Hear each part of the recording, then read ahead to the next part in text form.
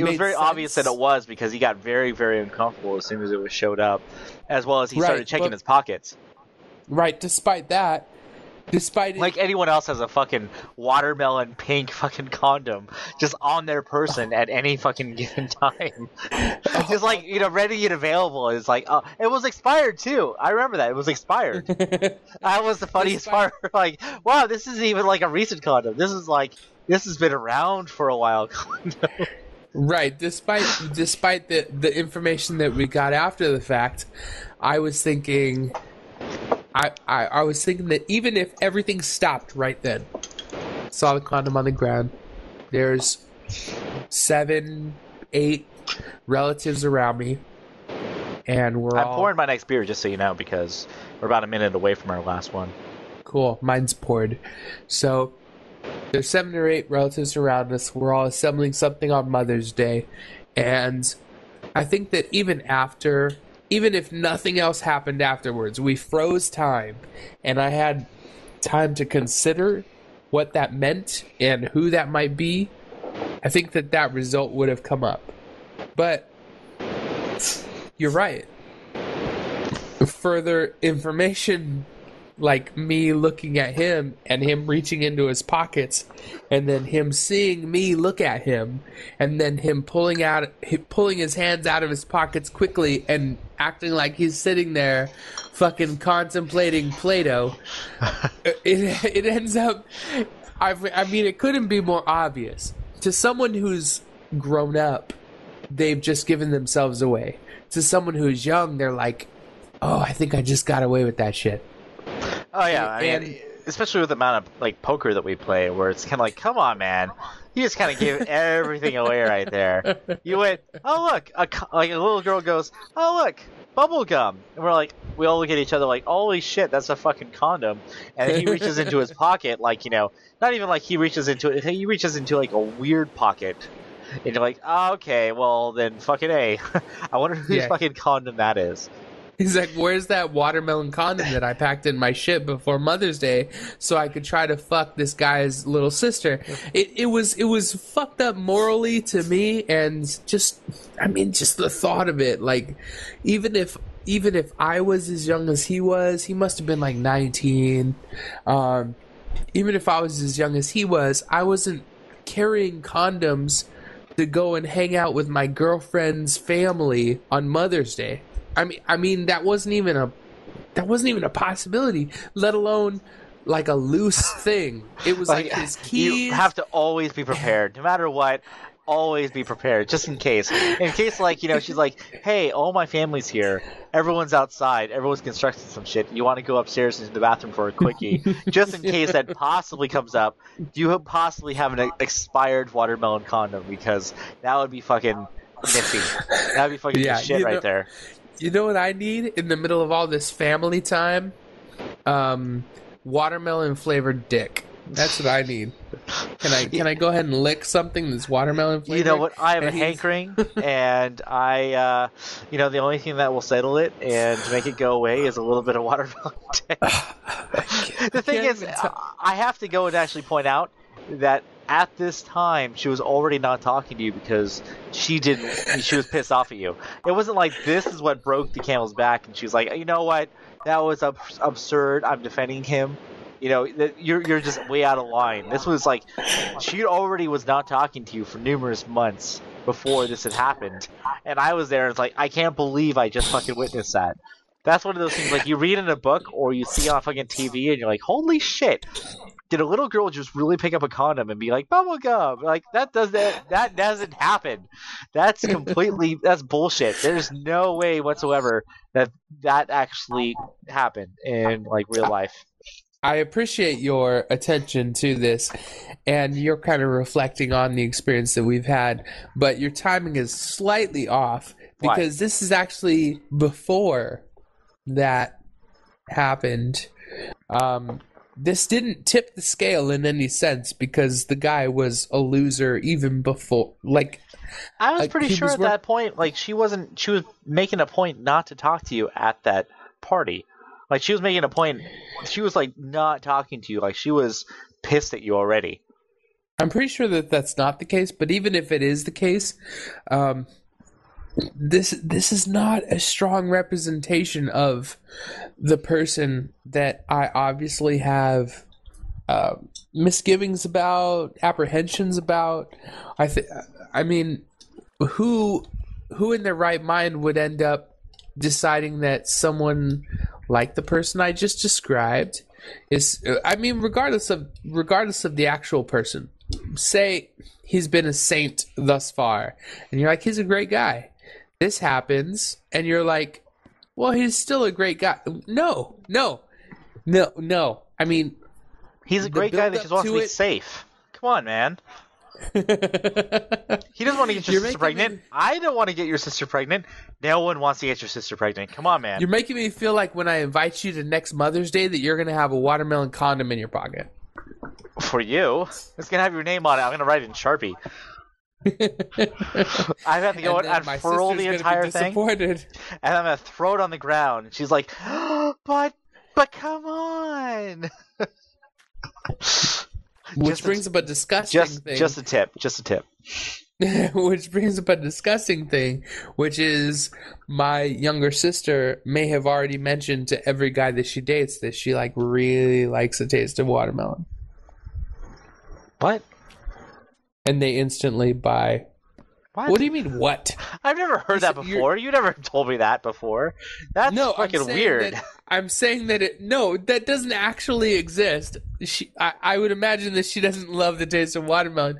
I'm saying that it would be weird if she mentions that and then you don't get my reference. You went and you jumped. Time. You went and jumped like 10 steps, okay? At least in my drunken state, you jumped like 10 steps. I'm like, I thought she actually went and told people that, and that's the reason why he bought it. Bought an expired watermelon condom.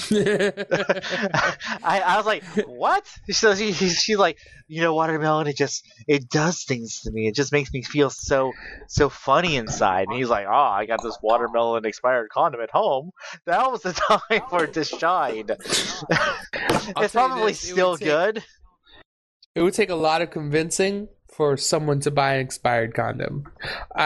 I mean, I don't know. Can you imagine? Come on, this is your sister's, boyfriend. Come on, have you met him?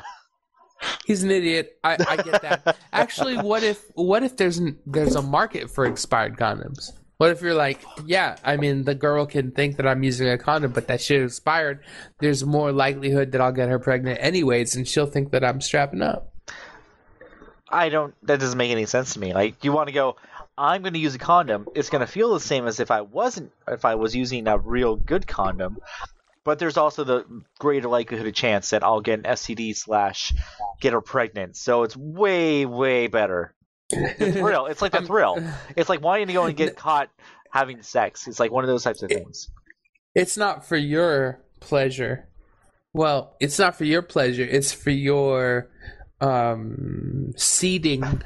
It's for your, it's to make it so that you represent someone who is conscious of not having a child, but you actually do. I mean, maybe you just enjoy the thrill of potentially getting STDs / having a child. Right. Like, you just go, I can't even pay for this. I can't find a drug that allow me to go and think that every single second that I've probably got some girl pregnant. Yeah, no amount of heroin is gonna give you the possibility of getting HIV or crabs, or I mean, you can try.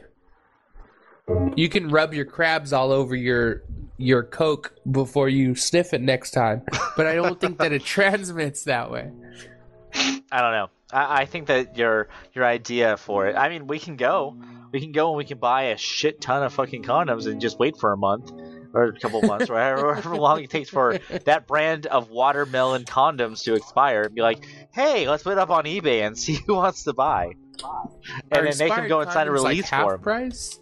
I don't know. They probably got to get them to sign a release form and saying, if this condom gets someone pregnant or you get HIV, it's not our fault.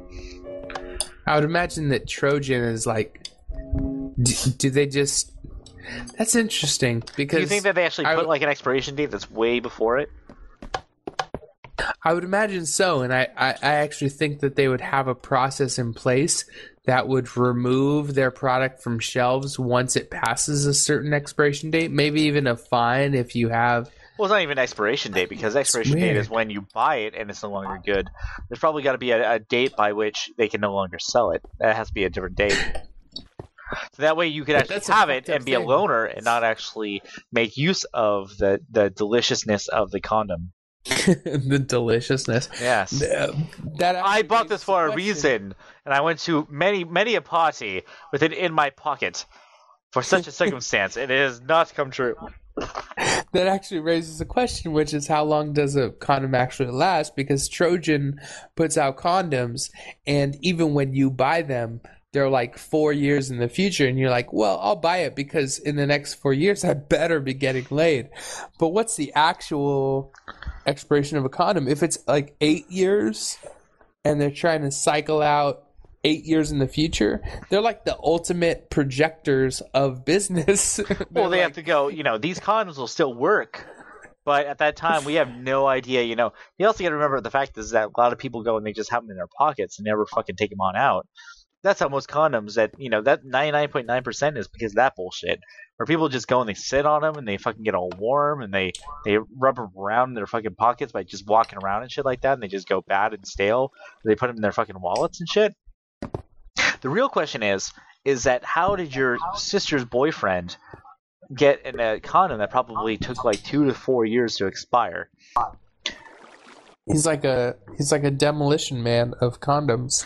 No, that probably means that he had a family member who had old expired condoms that he stole from. That I've been thinking that for a long time. I'm like, how does him being like 17, which means that if he went and bought a condom that like expired in 4 years, so he bought a bunch of condoms when he was 14, just in case, just for shits and giggles, like, you know what, I'm totally going to go and break my cherry vibe within the next couple of years. Yeah, this shit is going on. I'm going to put it in my pocket. No, I think that he had to go and steal those from someone, which means he stole expired condoms. So someone in his troop is fucking not getting any action at all, and they just got shit sitting around, and he knew exactly where to find it. Which means he probably found their porn stash. I would love it if he was a condom thief, and that would be like the most unsuccessful condom thief ever. He's like, I need to get laid, but I can't afford condoms, which are like, what, 40 cents per? But I can't afford it, so I'm going to steal these, and then he steals it from his dad or his You understand, brother. Though, it's 40 cents if you use the entire package of 50. If he only gets lucky once, that's a very expensive $50 one-time thing. That's something I didn't take into consideration, because in order for it to be expired, there's years of him not using it, which is beneficial to me, because he's not spreading his seed, which is actually beneficial to everyone listening and everyone not listening. The other funny part, hold on, before you go off on that tangent, the other funny part is, God damn it, you went to mess me up. The other funny part, sorry, I've been drinking quite a bit. You guys have been listening, I've been drinking quite a bit. The other funny part is that he went and he brought that on fucking Mother's Day. Like, out of all the times to be, like, packing, I think that was... I know we went and we sort of brought that on up, but just how absurd is it? It wasn't even like he's like had it in his car ready and available for just in case he wanted to later on. Like, there was a full-on crazy shit going on. There was lots of craziness, and like it was not like the first time he's ever been to that rodeo where there's just been lots of like family members sitting around and hanging on out. That was a full-on like, holy shit, what the fuck? Which makes me wonder, like, in instances where if I see him at New Year's, I think if you see him at a playground, he's probably going to be at like 4. If he only has 1 at that situation, he's probably like, triple packing, quadruple packing, like, giant extents. Oh, look. Ratio wise, if on Mother's Day he's packing a condom to go hang out with his girlfriend's family, then on New Year's he should be packing uh, fuzzy pube hair cuffs and some bondage equipment and 20 expired condoms. I mean, is there, or is he just, did he repocket that and then he's like, well, it'll be as good in 4 months as it was now? Well, the other question is whether or not he's actually double packing, double wearing. He's like, one expired condom is pretty bad, but maybe if I double up or triple up, then it won't be so bad. I mean, the likelihood that 8 of them are breaking is probably zilch to none. He's like, as well as the feeling of it will be so small and so minuscule that I'll be able to last like at least 3 minutes. So it's like totally worth it. What if he ends up being like, well, it's expired, but I'm putting 2 of them on? Yeah, so therefore at least one of them has to still work, right? Just because I put a pen through both of them doesn't mean that one of them won't still work, right? It's disgusting. Come on, the idea of your sister getting pregnant is pretty fucking disgusting. He's a class act. What can I say? Well, anyways, that went off on a long tangent for, are you actually still talking to your sister or what? So it turns out that there we go. So it turns out that maybe 2 weeks ago, I wake up in the morning and I get a call from her saying my car won't start, and I say okay. And she says, well, will you give me a jump? And this is basically my ace in the hole, which is for the rest of my life, sadly, maybe to some people who are listening, for the rest of my life, I can do without whatever my little sister has to offer. Unless she ends up developing the cure for aging or some shit. But something that affects you dramatically. Yeah, for the rest of my life, I can do without whatever her contributions are to society. It's not like you're going to get a lot of good, ace conversation, and you cherish her for whatever reason. Like, if she was no longer in your life, you'd be devastated. You're kind of like, all right, she's just something that you have to deal with, right? I'll say I can't think of a scenario in which I will need something and she will be the sole provider of what I need. But in this case, she needed to get to class or something and her car wouldn't work, and I was only 10 minutes late for work already, and she decided to let me know that she needed her car jumped. So I did it. And we went through a whole process for maybe 10 or 15 minutes, which I figured would happen because if you factor in how much she probably needs other people and how much I probably need other people, she's going to lose every time. She doesn't know how to work anything, and she has a boyfriend who brings condoms to Mother's Day.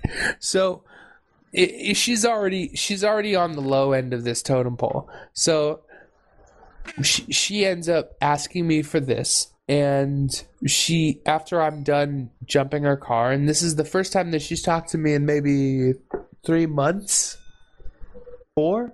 It was a long 5. time. All I know is it had been going on for a long time, and we were all kind of like, really? Is this really happening? Yeah, more like half a year or longer. She just didn't give a shit about me. Or she played like she didn't give a shit about me. Well, it's like you were the biggest asshole in the world because you didn't like her boyfriend, which everyone hated. He's going nowhere, and honestly, if he changed his projection, if he ended up getting a career or getting an education or ended up getting something that would give him something more, or even like expressed interest in something that was more, I would give him more credit. I'm not a hard critic, but so she ends up doing this, and then she ends up talking to me after maybe half a year of being silent about everything that I do and say. She ends up talking to me, and after I'm done jumping her car, I like her and car. being Jumping her car. Evidently, when I drink, I become Canadian. Yeah, I jumped a car. I jump her car, and afterwards she says, "Thank you." And that may have been the 7th word that I've heard from her towards me in like 5.5 months. And she says, "Thank you." And then she says, "No, really, thank you." And then she goes off to do whatever she's doing. I would imagine that she was already late to whatever she needed to do, but I did help her, and I provided the exact same service which I thought I would originally provide, which is she can't possibly live the rest of her life without needing something from me, but I could most likely live the rest of my life without needing something from her. So she talked to me, and then ever since then, we've been thick as proverbial thieves. Look it up. I don't know where it even comes from. So like nothing had ever happened, right? Right. Like since then we've gone to like Halloween events, and when I'm hanging out, like talking to my mom or talking to my sister or talking to whoever and she's around, she'll throw in her normal shit like always, like I wasn't the worst thing to ever happen to her. Which is very different from before, which was, you don't like my boyfriend and you think that he's bullshit, so you're bullshit to me. I mean, no one else in the direct family is telling her that stuff, so I can see why she has such a visceral reaction to it, but it doesn't make it less true. They're trying to do what they've done, which I think that everyone wants to know that their family supports them 100%. Whatever you want to do, we're behind you. But I've been that for her for like 2 years while she was kind of seeing him while she was in high school. And high school is bullshit, right? I mean, you're hanging out, you're trying to, you don't know anything about life. You don't know anything about your career. You don't know anything about where you're going to be in the future. But as soon as she got out of high school, I was like, you need to fucking dump this shit. If this is a complete waste of time. Come on now. Yeah. Save us all some time and effort and just go, you know what? You're a fucking dweeb. You're a dork ass. Please stop calling me. Please. Yeah. For the life of me, help me quit you. She needs to finish that stuff. So I kind of made that not even relatively, wholly obvious, and she didn't like that point. So I got the ire of her, and it was corrected a scant 6 months later by her car breaking down. But I knew that it was going to happen eventually, so. Well, I mean, it got corrected by that she's still talking to you, but she's still going out with whatever his name is. So it doesn't. She just went and she decided, I can actually talk to my brother now. Not so much that he was right and that guy's a fucktard. It's kind of a different. Unfortunately, yes, he's still around. That actually makes me think that, which is something that I've discussed before, which is, I think that everyone should be entitled to their own opinion and their own choices in life. But if she ended up getting pregnant with his kid, I may give her abortion in the night. You might have to go and take a coat hanger to her, right? Yeah, she'd be very disappointed. I would shove a copper cross up her vagina. I mean, I don't know what else to do. You would probably go and you'd roofie your sister, and then you'd be like, all right, let's roofie her some more, because I'm about to go get physical on this shit. And that unborn crazy thing that's living inside of her right now needs to go the fuck away. There's a lot of things that I would do before I would Can you imagine that kid? It would be dumb and pointless. Maybe you would come out ugly. like wearing a expired watermelon condom. Unfortunately, I would rather impregnate her than to have him impregnate her. So you're taking one for the proverbial team, huh? Yeah. If future me ended up figuring out that she ended up getting pregnant by him, I would impregnate her the day before so that I could solely so that I could avoid that fetus. And then 18 years later, she's like, wow, this kid looks really like Leo. This kid really likes to sing and has lots of musical talent. And Doesn't like talking about poop. It's gotta be Leo's kid. It's totally my brother's kid. Oh, what the hell happened? This is so weird. This is not that other guy. Yeah. And then I would sue for custody. I must protect your child from yourself. Yeah. Because it's obviously that you make terrible decisions. Horrible decisions. It's so bad. Your family is so weird. So much weird shit going on at any given time. I'm gonna light things on fire. I don't know. So that's what we've resulted in. All right, well, I think we've been going on for about an hour and a half or so, so I think I'm going to go ahead and call it. Are we going to finish? Are you done with your last beer? I have my last beer poured, but not consumed. Dude, you should have been drinking that a while ago. Really? Yeah. I think you were just so busy in your story you forgot. Cover something on your list that you obviously didn't cover today, and I'm going to finish this guy. Dude, these are like hour-long conversations. I can't possibly bring up one of these things now. Son of a bitch. All right, talk about seasons in California. Seasons in California. Why? You mean like the lack thereof of seasons? Like, you know, where we have a season in California and it's essentially hot or hotter? That's not really a season. There is no seasons that happen here. It's always the exact same fucking thing. It's just how high the thermostat goes, as well as how much you want to go and actually pay for your electricity bill for how fucking either it goes a very, very, very cold 75 degrees for winter or a very hot 103 degrees for summer. I agree. I think that a lot of other places in not only America, but the world end up experiencing seasons or end up experiencing fucked up weather. Like, there's a benefit of being in Hurricane Alley, which is you know what's happening when you know that this is your wardrobe for the next 3 months or whatever. But take the last month, for example, here, there's been a whole day of cold, some rain, some crazy heat, some fog, some not. I mean, it's not as extreme weather, but you can't rely on shit out here. You just have to kind of have everything that you have for your whole year of seasons is something that we have to consistently have available. It's not something that you pull out of the cellar because it's winter. It's because it's the middle of summer and you're not sure if it's going to fucking rain and be overcast tomorrow.